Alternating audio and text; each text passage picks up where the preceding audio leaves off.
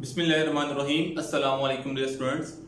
I hope कि आप तमाम लोग जो है वो खैर ऑफिस से होंगे और हमारा जो है वो यूनिट नंबर 9 कंप्लीट हो गया था। सेकेंड ईयर का जो चैप्टर नंबर 12 था उसका टेस्ट भी आप लोगों ने जो है वो 10 मुहर्रम से पहले जो है वो दे दिया था।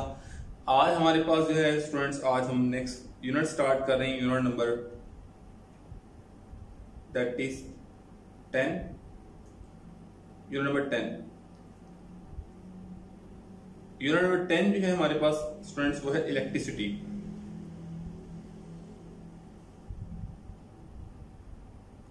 इलेक्ट्रिसिटी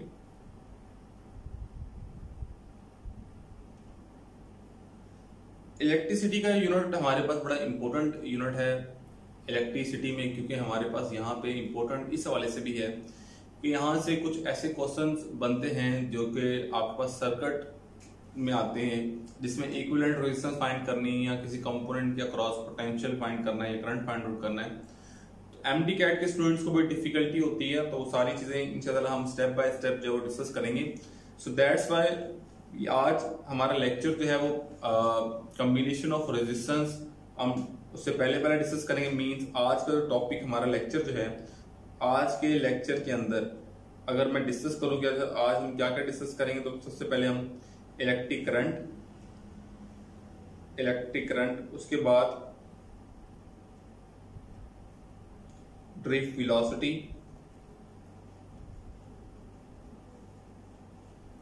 ड्रिफ्ट वेलोसिटी के साथ साथ हमारे पास दो छोटे टॉपिक्स हैं, effect sources of current, number 4 effects of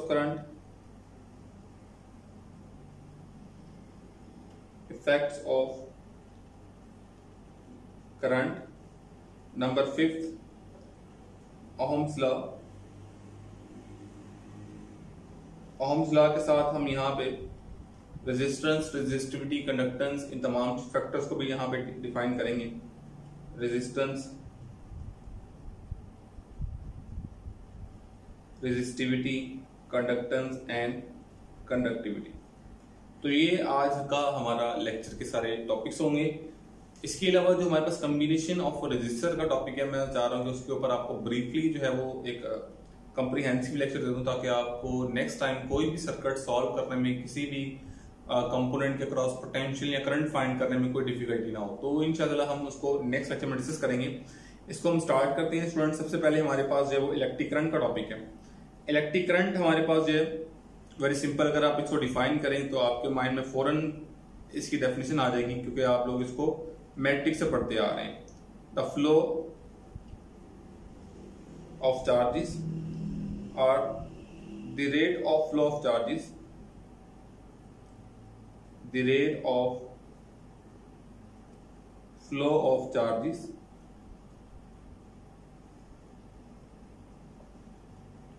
through any cross section,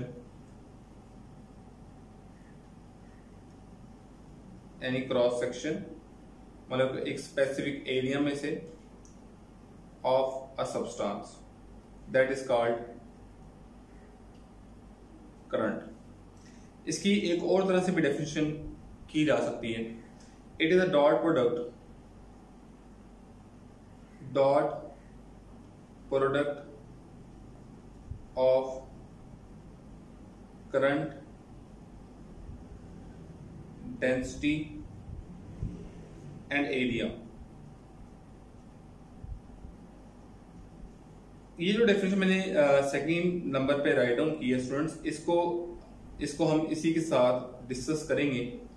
लेकिन सबसे पहले जो हमें डेफिनेशन जो आप लोगों को आती है, जो आप लोग मैट्रिक से पढ़ते हुए आ रहे हैं और आपने फर्स्ट ईयर में इसको डिस्कस किए, ये मैंने सेकंड डेफिनेशन लिखी है, no doubt it is new for you. तो इसमें हम पहले ही डेफिनेशन को यहाँ पे पहले फोकस करते हैं, फिर हम उसके बाद सेकंड डेफिनेशन की तरफ आते हैं। अगर हम फर्स्ट डेफिनेशन को देखें तो अगर हम फार्मूला की तरफ जाएं तो फार्मूला इसमें हमारे पास very simple, that is I is equal to charge by time, where Q is total charge, it is equal to NE. N is number of electrons, number of charges,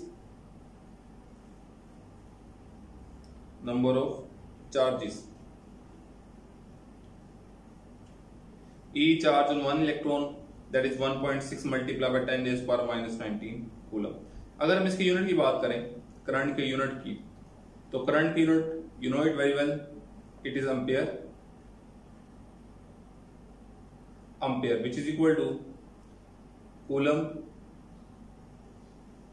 पर second. और यहां पे अगर हम बात करें 1 एम्पियर की, 1 ampere is equal to 1 coulomb over 1 second, or you can define the current from here. The charge flowing in 1 second through any cross section is called current. इसमें 1 कूलम चार्ज, या यहां से एक MCQs अगर आप लोग देखें,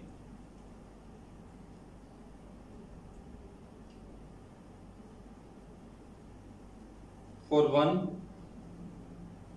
ampere charge, for 1 ampere current, in 1 second, for 1 ampere current in 1 second, how many charges,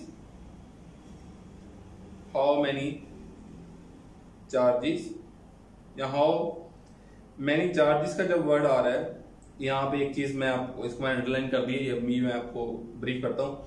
for 1 ampere current in 1 second, how many charges should pass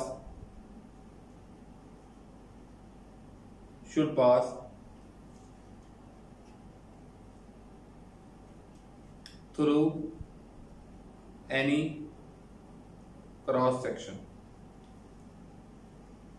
तो यहां पे देखें, जो मैंने हाउ मेनी का जो है मैनी चार्जेस का जो मैंने अंडरलाइन किया था वर्डिंग, ये किस लिए की थी? देखिए हमारे पास 1 एम्पियर करंट इन 1 सेकेंड, ये तभी पॉसिबल है जब हमारे पास यहाँ पे चार्ज जो है वो 1 कूलम हो।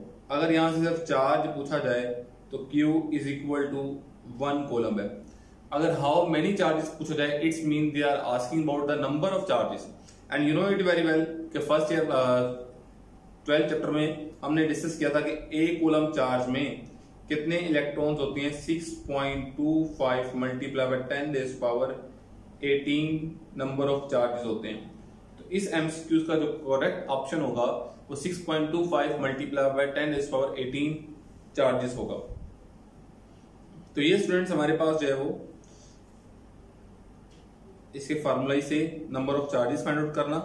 इसी तरह से आपके पास करंट का भी आ सकता है कि हमारे पास इतना कॉलम चार्ज फ्लो कर रहा है, तो बताएं करंट कितना होगा, टाइम आपको गिवन हो। तो इस तरह के सिंपल एमसीक्यूज आप लोग जो है वो कर सकते हैं। नेक्स्ट हमारे पास है सेकंड डेफिनेशन से देखें, it is a scalar quantity, it behaves like a scalar quantity because ये वेक्टर्स लॉ को फॉलो नहीं करती। एक्चुअली हमारे पास आपको पता है कि 2 टाइप्स ऑफ करंट होती हैं, एक डीसी होता है और एक एसी होता है। एसी बिहेव लाइक एसी का जो बिहेवियर होता है वो फेजर होता है, ये फेजर होता है, फेज पे डिपेंड कर होता है, एंगल पे कर होता है। वो इंशाल्लाह हम यूनिट नंबर चैप्टर नंबर 16 का कुछ इनिशियल पार्ट हमारे पास जो है वो ऐड है यूनिट नंबर 14 के अंदर, वो हम वहां पे डिस्कस करेंगे 12 में। तो उसमें हमारे पास डीसी जो है like behave a scalar quantity but we take the direction from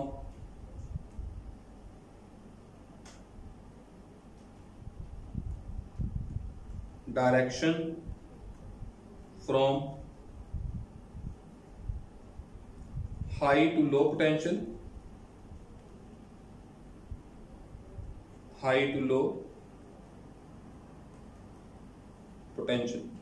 जैसे कि हमारे पास एक वायर है, हमने इसको जो है बैटरी अप्लाई की हुई है, लेट बी से दिस वायर।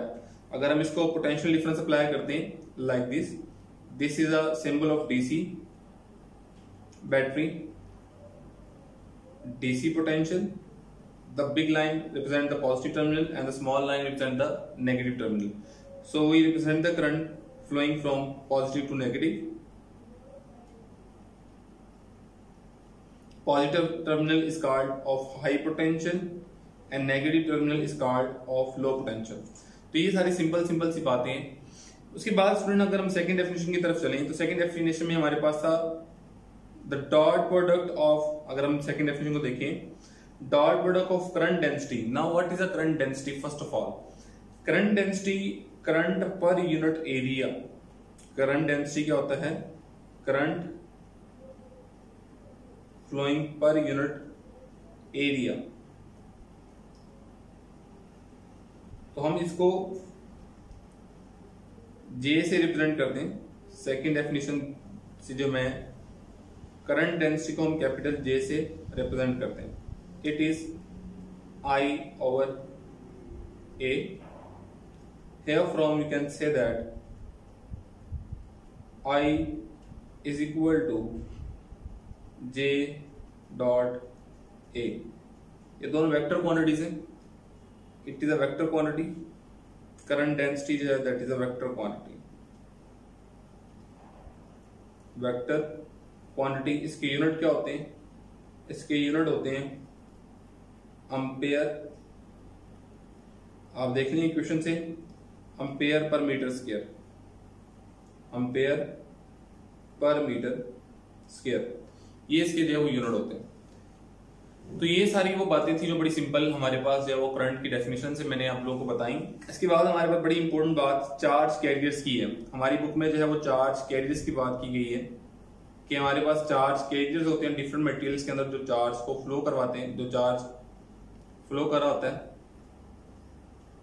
तो हमारे पास डिफरेंट जो है वो यहाँ पे सब्सटेंस दिए हुए हैं। जैसे कि मेटल्स की बात करें तो मेटल्स में चार्ज कैरियर कौन से होते हैं, यहाँ पे मैं नहीं बता रहा कि क्या होते हैं, आप लोग इसको खुद फाइंड आउट करें। बड़े सिंपल सी हैं बातें हैं। फर्स्ट पैराग्राफ में लिखी है, वैसे भी आपकी एफएससी की बुक का बड़ा इंपॉर्टेंट पार्ट थी। Metals, gases, electrolyte. Electrolyte number 4, semiconductor.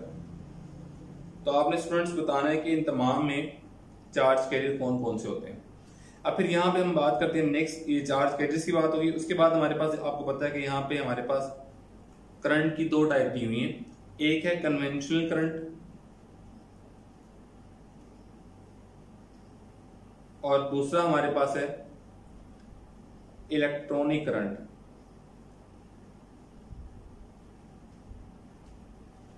यहां पे अगर हम इसको डिफरेंशिएट करें, कन्वेंशनल करंट आपको पता है कि that is because of due to positive charges, due to positive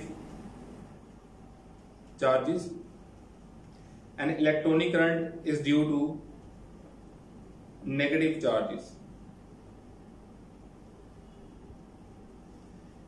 इसका हमारे पास जो फ्लो है, फ्लो डायरेक्शन जो है that is from high to low potential, from high to low potential, और इसकी जो हमारे पास जो from low to high potential. ये हमारे पास जो वो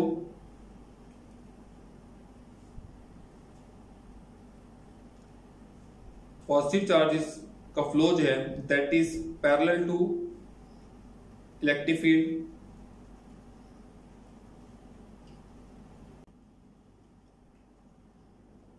इन direction of electric field, in direction of electric field, और इनका फ्लो जो है that is opposite to electric field flow होता है। अगर हम डायग्रामेटिकली सर्किट की बात करें तो इलेक्ट्रिक सीरीज का वायर, इसको हमने एक पोटेंशियल डिफरेंस बैटरी अप्लाई की,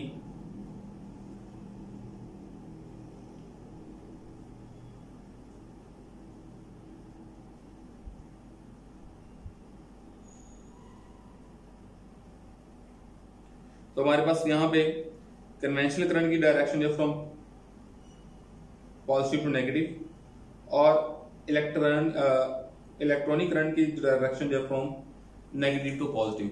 और हमारे पास एक बात याद रखें, यहाँ हमारे पास जो है वो बोथ करंट इक्वल होते हैं मैग्नीट्यूड में, और टोटल करंट हमारे पास होता है I total, that is the sum of I conventional plus I electronic. तो ये दोनों का सम होता है जो नेट करंट हमारे पास आ रहा होता है। तो खैर ये बड़ी एक कंप्लीट डिस्क्रिप्शन बुक के अंदर गिवन है कि हमारे पास जो है वो कन्वेंशनल करंट क्या चीज है, क्योंकि अर्लियर साइंटिस्ट ने जो है वो पॉजिटिव चार्जेस के फ्लो की डायरेक्शन में ही जो है पहले थ्योरी ये थी कि हमारे पास जो है वो सिर्फ पॉजिटिव चार्जेस की डायरेक्शन में जो है वो करंट होता है, पॉजिटिव चार्ज ही फ्लो करता है।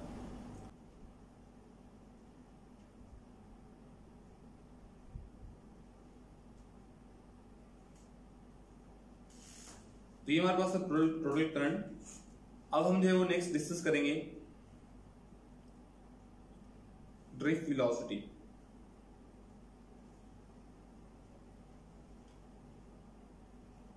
Drift velocity. Drift velocity is average and constant velocity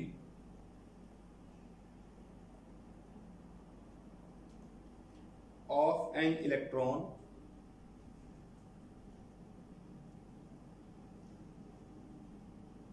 when potential difference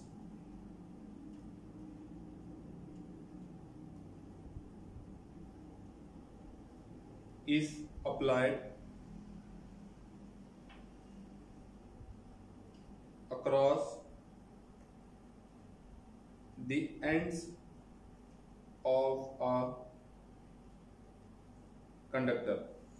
average and constant velocity, इसका मैग्नीट्यूड भी हमें जो है वो डायरेक्टली बुक में गिवन है कि ड्रिफ्ट वेलोसिटी का जो मैग्नीट्यूड है for conductors -3 metre per second. और यहाँ पे मैंने एक वर्ड अगर आप लोग यूज देखें डेफिनेशन के अंदर, तो मैंने यूज किया था एवरेज एंड कांस्टेंट। तो कांस्टेंट का मतलब ये हमारी बुक में भी गिवन है कि ये हमारे पास कांस्टेंट होती है। इट्स मीन के यहाँ पे एक्सेलरेशन जो है that is 0 metre per second square. तो ये आपके पास एमसीक्यूज भी आ सकता है कि when a potential difference is applied across the end of a conductor then acceleration of charges is that is 0 metre per second square. तो ये आप याद रखेंगे एज एन एमसीक्यूज। यहाँ पे एक और चीज ड्रिफ्ट वेलोसिटी का फॉर्मूला, करंट डेंसिटी का हमारे पास एक और फॉर्मूला भी होता है यहाँ पे, J is equal to NEVD। और अगर हम यहां से I/A is equal to NEVD, तो ड्रिफ्ट वेलोसिटी का यहां से रिलेशन आ जाएगा VD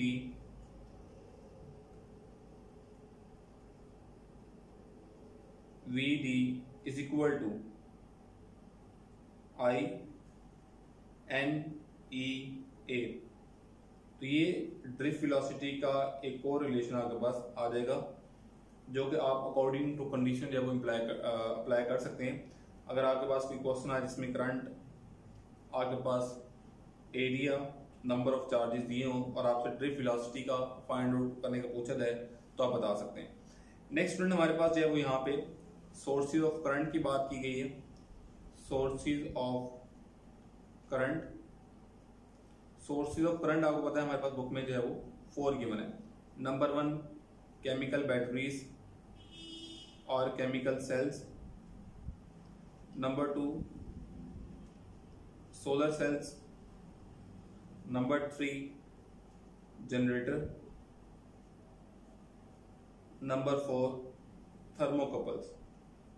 तो ये हमारे पास ये सारे सोर्सेज ऑफ करंट जो हमारी बुक के अंदर गिवन है। और नेक्स्ट हमारे पास सोर्स ऑफ करंट से नेक्स्ट जो टॉपिक है वो है डिटेक्शन ऑफ करंट या effects of current. Effects of current,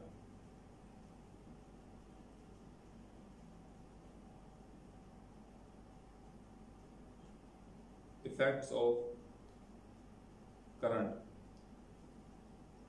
याद रखें करंट हमारे पास जो है that is invisible. Current is invisible, so it can be detected by its effects. इसमें हमारे पास जो है वो बुक के अंदर 3 इफेक्ट्स हैं। Number 1 heating effect, heating effect, heating effect for both AC and DC, H is equal to I square R T। दूसरा हमारे पास जो है वो मैग्नेटिक इफेक्ट है, magnetic effect, that is also for both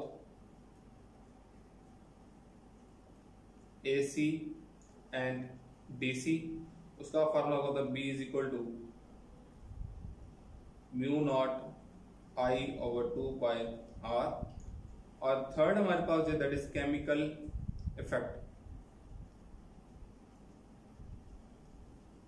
chemical effect that is can only be done with DC electroplating।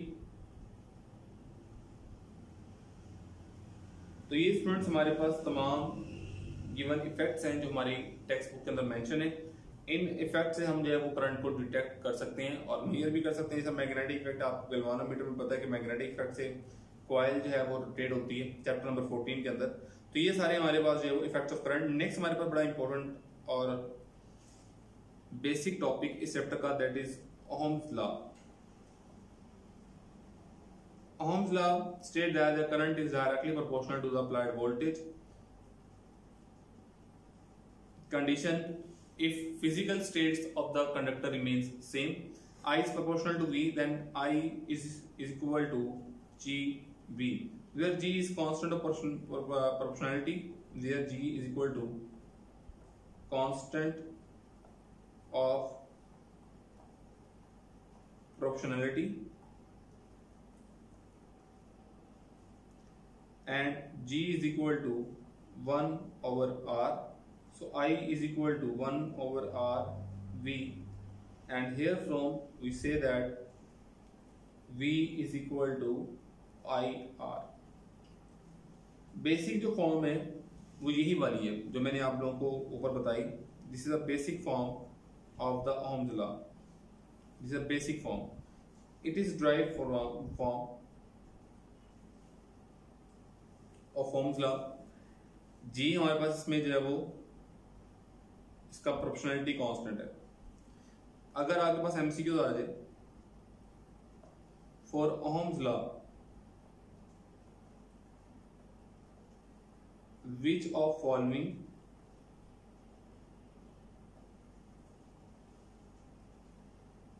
Is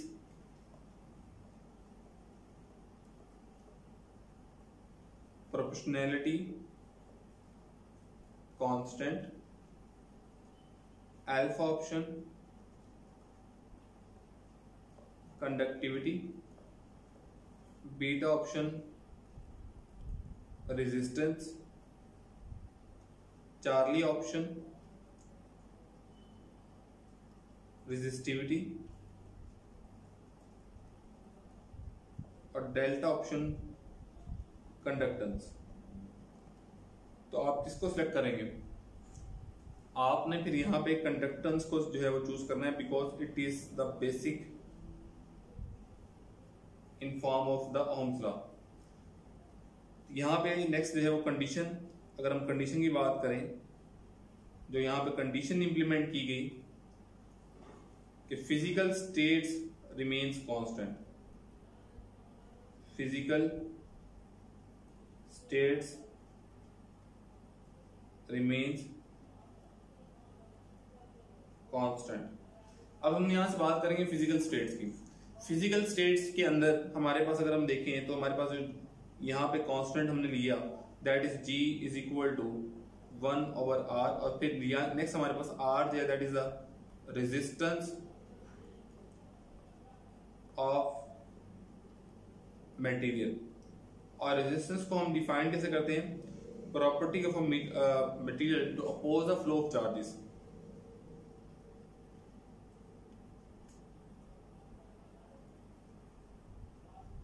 property of a material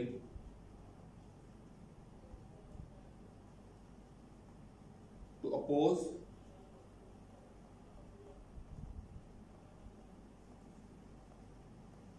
the flow of charges. इसकी जो dependence है यहाँ पे हमारे पास टेक्स्ट बुक के अंदर page number 36 पे भी जो है वो लिखी हुई है। नंबर 1 डायमेंशंस, डायमेंशंस के ऊपर means length and area. Number 2 temperature,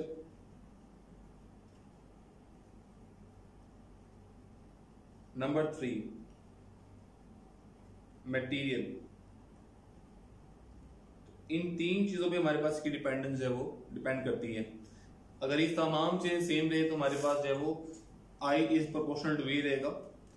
और अगर मैं यहां से देखें आपको एमसीक्यूज दूं, if potential applied across the ends of a conductor, the ends of a copper wire कर लेते हैं ये conductor of a copper wire is double, then resistance of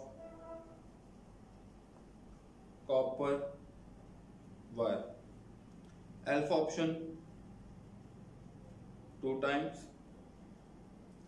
beta option 1/2 times, Charlie option 4 times, delta option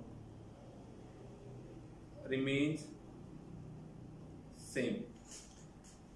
अगर आप relation देखेंगे तो आप देखेंगे हमारे पास रिलेशन है I इज इक्वल टू यहाँ V is equal to I R. तो यहां से आप नो डॉट ड्राइव करेंगे जी R is equal to V over I, और यहां से आप कहेंगे R is directly proportional to voltage. तो ये आप 2 टाइम्स को टिक कर देंगे। बस याद रखें कि यहाँ हमारे पास जो अगर डिवाइस है वो ओमिक है, जैसा कॉपर वायर है, तो यहाँ एक बात याद रखें कि करंट का वोल्टेज के साथ डायरेक्ट रिलेशन है। अगर ये 2 टाइम बढ़ा है तो करंट भी 2 टाइम बढ़ गया, तो 2 से 2 कैंसिल हो जाएगा, तो हमारे पास R is equal to V over I ही रहेगा। So correct option is delta remains same for an ohmic device. याद रखें मैंने एक चीज आप लोगों को पहले बताई थी, देखिए हमारे पास एक ला था V is equal to I R, यहाँ पे R जो प्रोपोर्शनलिटी कांस्टेंट था, V is proportional to I है। तो यहाँ पे जो ये प्रोपोर्शनलिटी कांस्टेंट है, प्रोपोर्शनल कांस्टेंट, ये मैंने आपको बात जो है वो स्प्रिंग कांस्टेंट वाले टॉपिक में भी बताई थी कि ये यहाँ पे does not depend upon V and I। इसका अपना फार्मूला होता है, इसका अपना फार्मूला होता है जो कि अगले वाले टॉपिक में आने वाला है। इसका फार्मूला इसका अपना फार्मूला होगा जिससे हम डिपेंडेंस बताएंगे, जिससे हम डिपेंडेंस बताएंगे।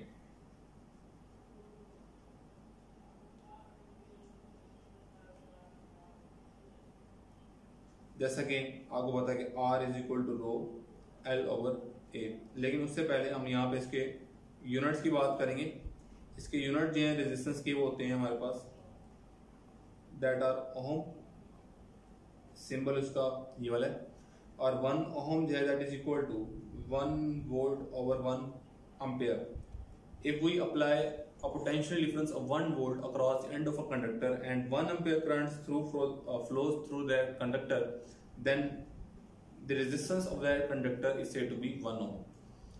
नेक्स्ट हमारे पास स्टूडेंट यहाँ पे ohmic and non ohmic devices की बात है। Ohmic and non ohmic devices, अगर हम यहां पे डिस्कस करें ओमिक डिवाइसेस को एट फर्स्ट, ओमिक डिवाइसेस जिनमें वोल्टेज और करंट का आपस में डायरेक्ट रिलेशन रहता है, ओबे ओम्स लॉ, ओबे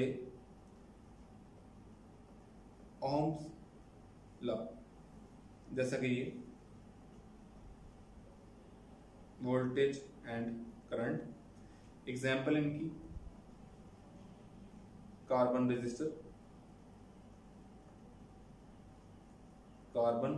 रेजिस्टर, शंट रेजिस्टर जो हमने चैप्टर 14 के अंदर पढ़ी है, जो इरोका वायर है हमारे पास, इरोका और मैग्नन वायर, दोनों में से कोई भी हो सकती है। Copper wire, small piece of copper wire. So ये सारी हमारे पास जो है वो एग्जाम्पल है ओमिक डिवाइसेस की। और अगर हम और इसका ग्राफ है that will straight line graph को भी अगर हम डिस्कस करेंगे, अभी इसके स्लोप को हम डिस्कस करेंगे सारा। देखें यहाँ पे अगर आप स्लोप की बात करते हैं तो यहाँ पे हमारे पास जो स्लोप होता है that is equal to, you know it very well, कि slope is equal to change in value of y with respect to change in x. और यहाँ हमारे पास वाई एक्सिस के ऊपर जो है वो करंट ड्रॉन है और एक्स एक्सिस के ऊपर हमारे पास वोल्टेज ड्रॉन है। तो अगर आप इसका स्लोप निकालते हैं स्टूडेंट, देखें यहाँ पे आपके पास स्लोप जाएगा that will be equal to delta I over delta V, which is equal to, अगर आप इसको देखें, इस रिलेशन को देखें, it is not equal to resistance but it is equal to the conductance. तो याद रखने के जो हमारे पास वोल्टेज जो है वो एक्स एक्सिस पे हो और करंट जो है वाई एक्सिस पे हो, तो आपके पास उसका स्लोप कंडक्टेंस देगा। और अगर आप उसका इनवर्स लेंगे, जारी बात है, आपको पता है G is equal to 1 over R. तो अगर आप 1 ओवर एम करेंगे तो 1 over M is equal to the resistance of the circuit. तो ये बातें आपने सारी याद रखनी है। अगर हम लेट से अगर हम इस तरह से ड्रॉ करते हैं कि एक्स एक्सिस पे हमारे पास जो है वो करंट होता और वोल्टेज जो है वो वाई एक्सिस पे होता, then it is straight line, then हमारे पास जो है वो स्लोप क्या देगा, m is equal to delta v over delta i।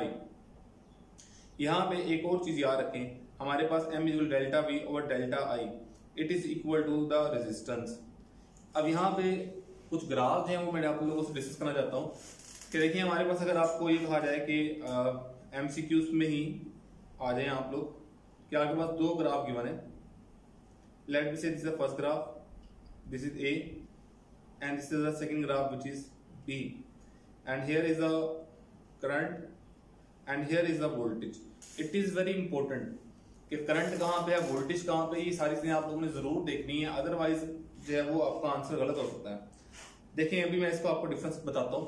देखिए अगर आप यहाँ पे स्लोप लेंगे, here m is equal to r, और अगर आपसे पूछा जाए कि whose resistance is minimum या what is the relation between RA and RB, RA और RB में क्या रिलेशन है, मतलब कि अगर आपके पास अल्फा ऑप्शन हो कि RA is greater than RB,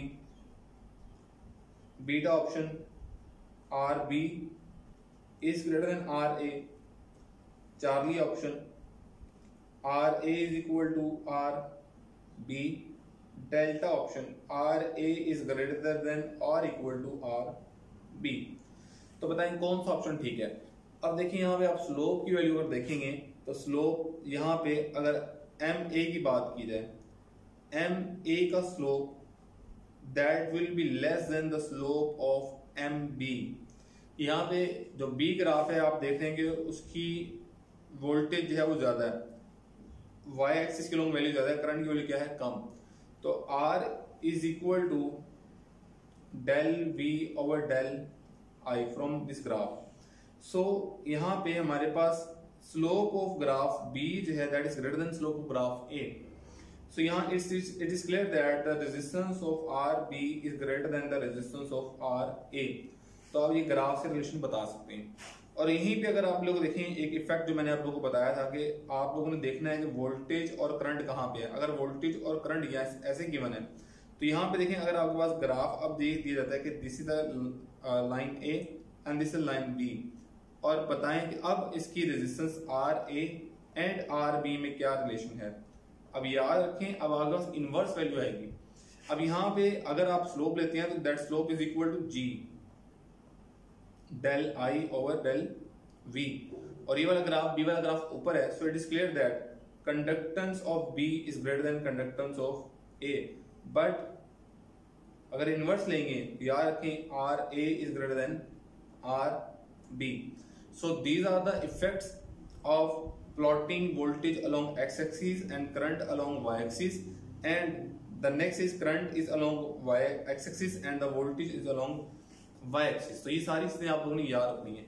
यहाँ से स्टूडेंट्स एक बहुत ही इंपॉर्टेंट एमसीक्यूज, अगर आप के पास एक एमसीक्यूज आ जाए, लेट बी से फ्रॉम अबव ग्राफ के आपके पास, मैं अब यहाँ पे सिंपली करंट को एक्स एक्सिस पे और वोल्टेज को वाई एक्सिस पे ड्रॉ कर रहा हूँ और दो ग्राफ ले रहा हूँ ये वाले ए एंड बी।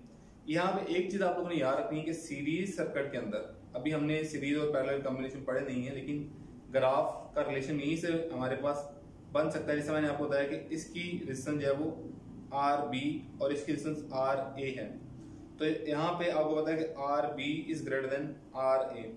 यहाँ पे जो बात है करने वाली वो ये है कि आपको पता होना चाहिए कि सीरीज सर्किट में आर मैक्सिमम होता है, रेजिस्टेंस मैक्सिमम होती है, और पैरेलल सर्किट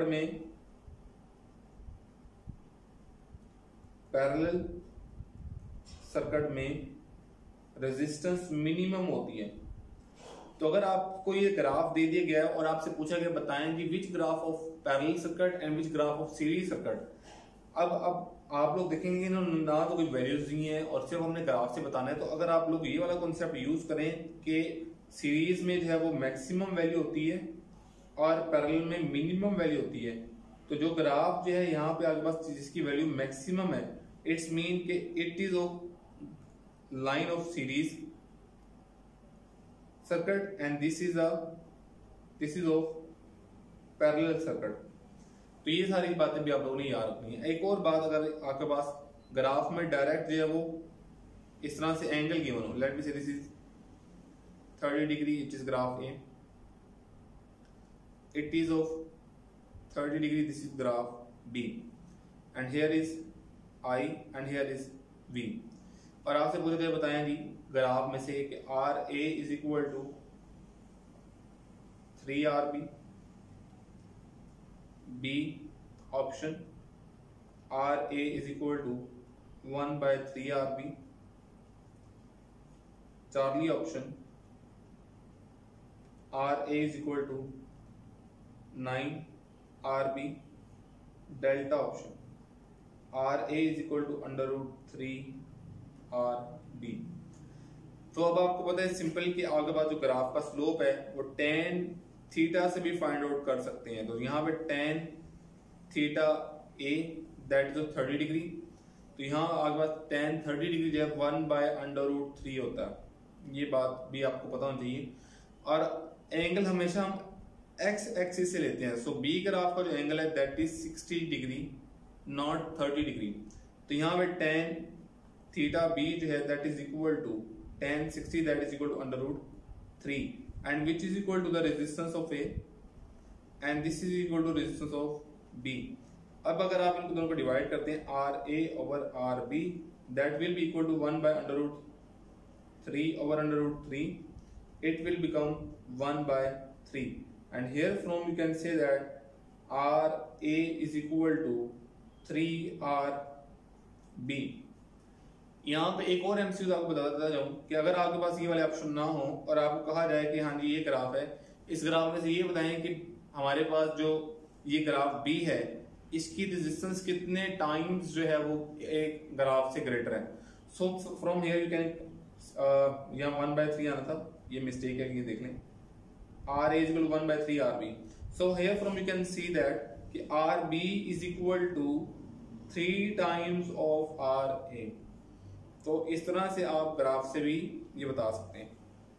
तो फ्रेंड ये सारी बातें थी हमारे पास जो हमने डिस्कस की from V and I graph और I and V graph, and this is of ohmic devices. Next देखिए हमारे पास जो टॉपिक था, जो हमने पॉइंट डिस्कस करना था ओमिक लॉ का, that is non ohmic devices.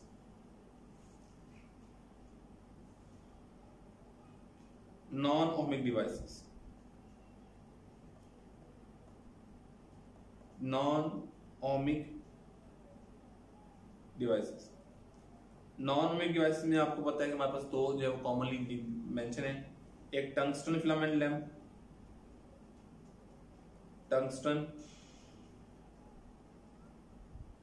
Filament lamp, और दूसरा जो है semiconductor diode, semiconductor diode.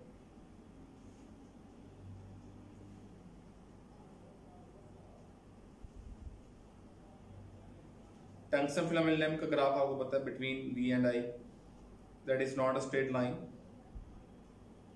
Initially तो स्ट्रेट होता है क्योंकि उसका टेम्परेचर जो है वो तब सेम रहता है, but as we increase the potential the graph is not more straight line. Initially straight line होता है but with the passage of time it is not a straight line. And for semiconductor diode the graph between voltage and current is like this. तो ये सारी हमारे पास non ohmic devices and ohmic devices. इसके बाद हमारे पास student जो topic आता है वो आता है series and parallel circuit of resistance. मैंने वो पहले लेक्चर में बताया कि वो हम जो है उसका एक सेपरेट लेक्चर करेंगे, यानी कि ऐसी यूनिट 10 का पार्ट 2 में डिस्कस करेंगे। उसके नेक्स्ट हमारे पास जो यहाँ पे टॉपिक है that is the resistivity. Definition इसी खुद रिकॉल करें, रेजिस्टिविटी क्या होती है। फार्मूला इसका होता है rho is equal to R A over L. Unit जो होते हैं इसके आपके पास दैट आर ओम मीटर, और डिपेंडेंस ये भी हमारे पास प्रोपोर्शनलिटी कांस्टेंट है।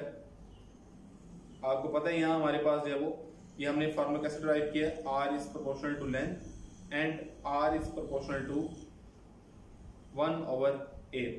तो हमने इन दोनों को जो है वो कंबाइन किया तो हमारे पास जो है वो R is proportional to L over A.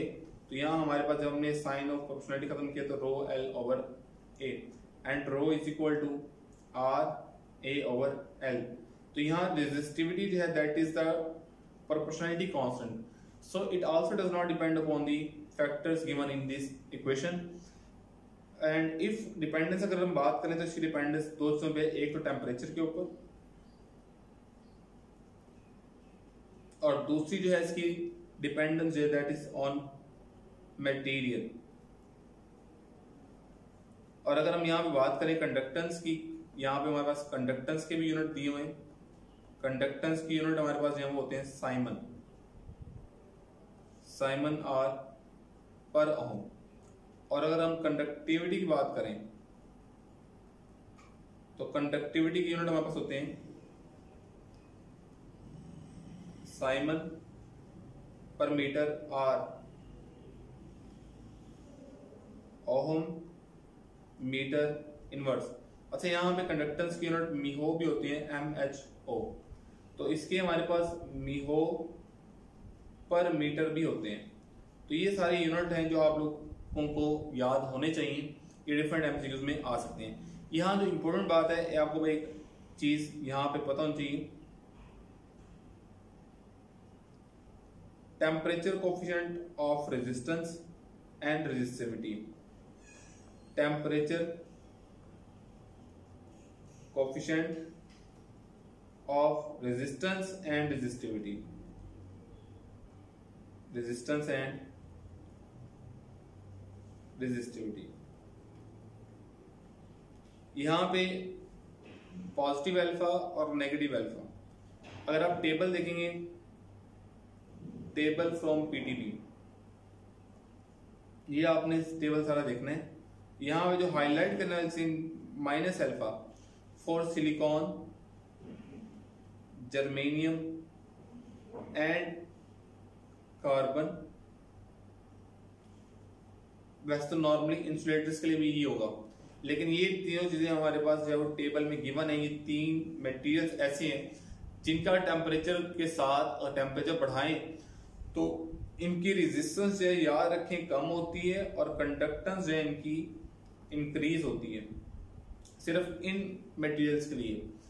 तो ये तीनों हमारे पास जो है वो अगर आप देखेंगे तो बॉटम पे टेबल के दिए हुए हैं, ये आप लोगों ने खास ख्याल रखना है। इसके बाद यहां से हम एमसीक्यूज अगर डिस्कस करें, MCQs, if both length and radius of a wire is double, then nu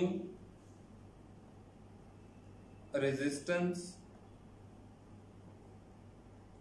of wire will be alpha option 4 times, beta option 2 times, Charlie option 1/2 times, delta option remains same. तो student यहां पे देखें formula अगर देखें R is equal to rho L over A and in form of a radius आपको पता होना चाहिए R is equal to rho radius के फॉर्म में pi R square. Given statement के अंदर ये गिवन है बात कि बोथ लेंथ एंड रेडियस, अगर वो बात करते एरिया की, if they talk about the area तो देन 2L ओवर 2A तो रेजिस्टेंस R ही आ जाती है, R dash equal to R, but they said the radius. अगर हम यहाँ देखें तो 2L ओवर 4 पाई R स्क्वायर आएगा, यहाँ पे 2R जब पुट करेंगे तो इसका स्क्वायर लेके 4 पाई R स्क्वायर आ जाएगा। तो यहाँ पे हमारे पास जो बचेगा answer 1/2 rho L over pi R square which is equal to 1/2 R। New resistance that will be equal to half of the initial resistance. So Charlie is the correct option. तो यहां से बड़ी एमसीक्यूज आ सकते हैं कि length double कर दिए तो रेजिस्टेंस कितनी आ जाएगी, जारी बात है। अगर लेंथ डबल कर दिया तो फिर हमें देखना पड़ेगा। अगर यहाँ पे हमें कहा जाए कि if a wire is stretched, अगर हमने एक वायर स्ट्रेच की है, if a wire is stretched then कितनी स्ट्रेच की ये भी बताना पड़ेगा। If a wire is stretched such that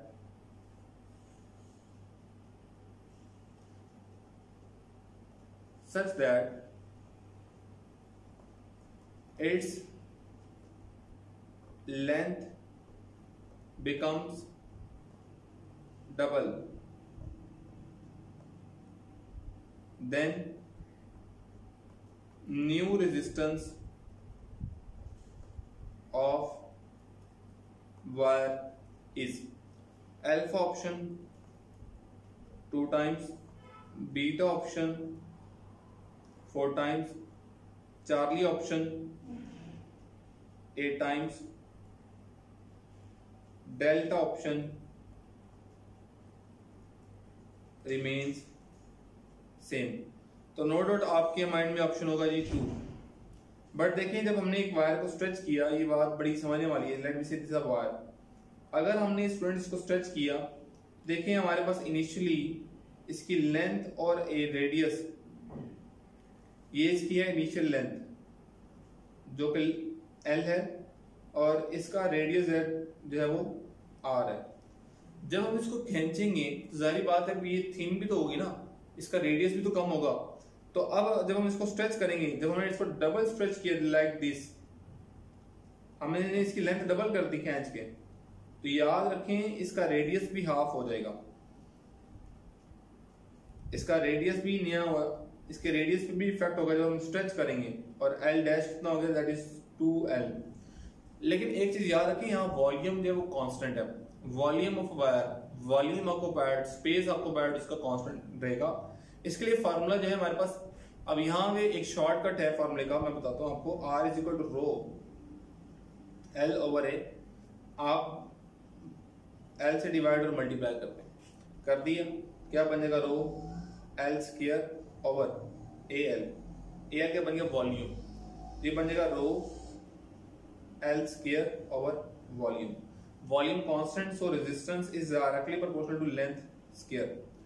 तो लेंथ 2 टाइम होगी तो इसका आंसर क्या आएगा, 4 टाइम्स आएगा, क्योंकि वॉल्यूम यहाँ पे क्या है, कांस्टेंट। तो अगर आपको स्ट्रेच का वर्ड यूज हो तो आप याद रखें कि उसके लिए फार्मूला जो है that will be R is proportional to L square. Length के स्क्वायर के डायरेक्टली प्रोपोर्शनल आप रेजिस्टेंस की न्यू कैलकुलेशन करेंगे। एंड वेरी इंपॉर्टेंट हियर कि यहां मैंने आपको कहा कि हमने इस तरह सेट किया कि लेंथ उसकी डबल हो गई। इसी तरह से अगर आपको कहा जाए कि हमने एक वायर जो है वो इस तरह से स्ट्रेच की है कि हमारे पास उसका रेडियस जो है वो हाफ हो गया, if R dash is equal to R by 2, अगर हमने वायर को इस तरह सेट किया कि उसका नया रेडियस जो है वो ये हो गया।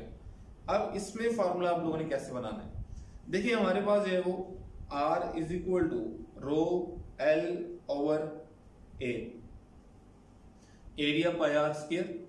अब यहां पे देखें आप लोग, हमारे पास आर का जो यहां पर रिलेशन बनेगा, आप बोथ साइड जो है वो अब एरिया से मल्टीप्लाई करें, एरिया से rho L over A square. अब आपको पता है ये क्या हो जाएगा, volume rho V over A square. A is equal to pi R square, A square is equal to pi square r raised to power 4. So r dash will be equal to rho v, इसी को put कर रहा हूं, pi square r raised to power 4। तो r dash will be 1 over proportional to 1 over r raised to power 4।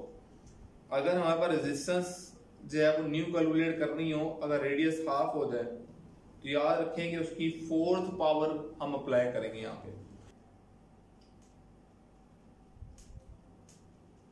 Ji students, तो यहाँ पे हमारे पास अगर हम देखें तो हमारे पास रिलेशन जो आ गया, R new resistance is that is inversely proportional 1 over r raised to power 4।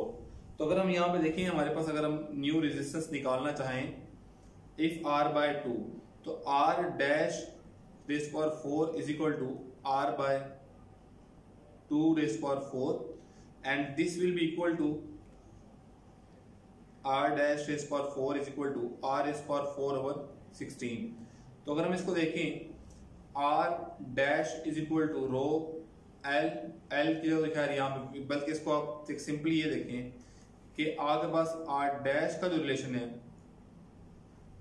that is 1 over r dash raised to power 4, और r dash raised to power 4 आपके पास मैंने प्रीवियस स्लाइड के ऊपर कैलकुलेट किया, that is r raised to power 4 16। तो ये 16 अगर आप पुट करते हैं r dash is equal to 1 over r raised to power 4 और 16, तो ये ऊपर चला जाएगा, तो r dash is equal to 16 times of initial resistance. तो 16 टाइम्स उसकी रेजिस्टेंस बढ़ जाएगी अगर हम उसका रेडियस हाफ करते हैं। सो स्टूडेंट्स, ये था आज का हमारा लेक्चर। इंशाल्लाह हम नेक्स्ट लेक्चर में सर्किट्स डिस्कस करेंगे और नेक्स्ट टॉपिक डिस्कस करेंगे। तब के लिए अल्लाह हाफिज।